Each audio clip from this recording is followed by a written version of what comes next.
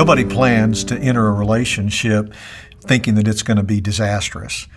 Nobody starts pursuing someone thinking about the day when actually they might end that relationship because it is so bad.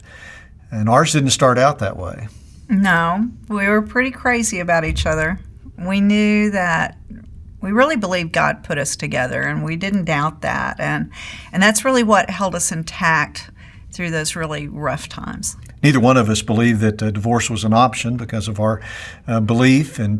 But 5 years into our marriage, we had struggled with what we call in the book the fierce woman, fearful man cycle, where her intensity, her emotion, her way of dealing with me, I couldn't really handle that. And so I would retreat and back away into a cave of protection. And so just 5 years in, I looked over at her one day at an intersection, and she kept pressing me with how I felt about her. I didn't act like I loved her. And so I came to the point, well, I don't think that I can ever be what you want me to be, ever be what you need for a husband. So I guess I don't love you anymore. So that's when I said, I don't think that I love you. And when you told me that, I wish it would have been a real wake-up call, but instead I just shut down and kind of gave up. That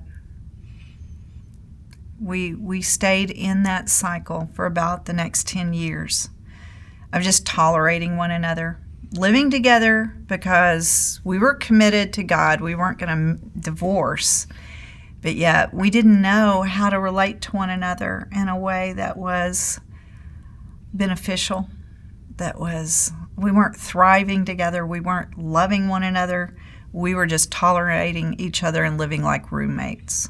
There are a lot of Christian couples that are in that same cycle we found, and you may be one of those. You may feel like that there's not any hope, that you can't break that cycle, but we're here to tell you that God had something in store for us, and we didn't know how we were going to get out of it. We didn't know how we were going to break that cycle, but we just want to share with you what the Lord did in our marriage, and He's no respecter of persons. I mean, what He did for us, He can do for you, and that's what we desire, is for God to do that work of grace in your life. We want you to know there is reason for hope. Absolutely. There is reason for hope. Absolutely. And I am so glad that we stuck it out.